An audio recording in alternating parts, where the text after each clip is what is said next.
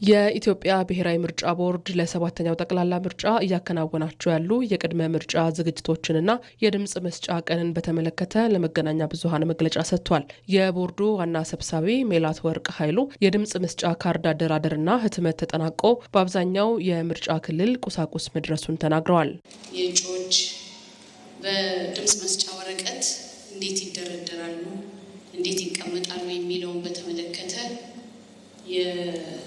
ፖለቲካ ፓርቲዎች ተወካዮች ባሉበት የዕጣ አወጣጥ ስነ ስርዓት አከናውኖ በድምጽ መስጫ ወረቀት እንዴት እጩዎች ይደረደራሉ የሚለውን ለይቶ ወደ ህትመት ገብቶ የህትመት ስራውን አጠናቆ እነዚህ ድምጽ መስጫ ሰነዶች በሙሉ ወደ ሀገር ውስጥ ገብተው እነዚህን ሰነዶች የማደራጀት የማሸግ ስራውን ቦርዱ አጠናቆ ወደ ስርጭት ገብቶ ይገኛል።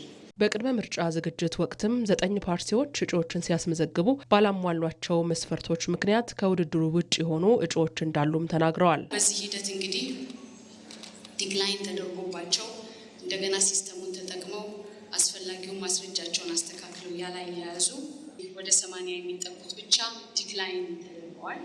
ዲክላይን ተደርገው ግን በዛ በተወሰነው ጊዜ የእጩዎች ምዝገባ ከማለቁ በፊት መልሰው ሰነዳቸውን አስተካክለው ያስገቡ ሰርቲፋይድ ሆነዋል። ያላስገቡ ግን በዚሁ መንገድ ዲክላይን እንደተደረጉ ቀርቷል። በመራጮች ምዝገባ ሂደት በአንዳንድ ቦታዎች በማስረጃ የተደገፈ ችግር ስለገጠመ የምርጫ ጣቢያዎቹ ምዝገባ እንዳያደርጉ ማገዱንና በድምጽ መስጫ ቀን እንደገና ምዝገባ እንዲደረግ መወሰኑን ዋና ሰብሳቢዋ ገልጸዋል። መራጮች ምዝገባ በምናደርግበት ጊዜ ምዝገባው እየተካሄደ ያለ በሚደርሱ ጥቆማዎች ቦርዱ የራሱ የሆነ ክትትል ሲያደርግ ቆይቷል።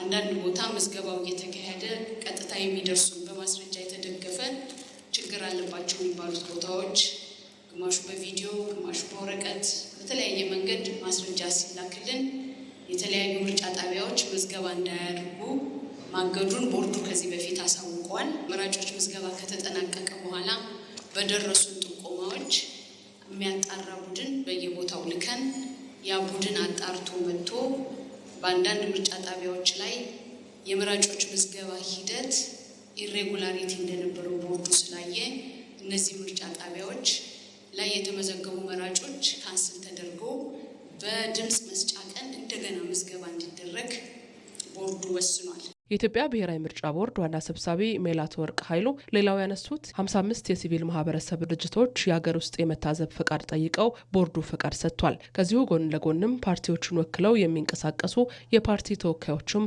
እውቅና ተሰጥቷቸዋል። የፓርቲ ወኪሎች የሚባሉ አሉ። ፓርቲዎችን ጠይቀናል። በምርጫ ክልል ደረጃ በምርጫ ጣቢያ ደረጃ የተዘዋወሩ የመራጮችን ምዝገባ የሚመለከቱ የድምፅ አሰጣጡን የሚመለከቱ ወኪሎቻቸውን እንዲያሳውቁን ዝርዝሯችንን እንዲሰጡንና እኛም ደግሞ ያዘጋጀነውን ባጅ ለመስጠት ጠይቀናል። በአሁኑ ጊዜ ከ220 ሺህ በላይ የፓርቲ ወኪሎች ባጅ ሰጥተናል። ማንኛውም ቅሬታና ፈጣን ምላሽ የሚያስፈልጋቸው ቅሬታዎችን በአጭር የጽሁፍ መልእክት 6214 ላይ መስጠት እንደሚቻል ተነግሯል። የሰባተኛው ጠቅላላ ምርጫ በተያዘለት መርሃ ግብር መሰረት ግንቦት 24 የሚካሄድ ሲሆን በዕለቱም ከወሳኝ አገልግሎቶች በስተቀር ስራ ዝግ እንደሚሆን ተገልጿል። መራጩም ህዝብ ድምፁን በመስጠት እንዲሳተፍም ጥሪ ቀርቧል።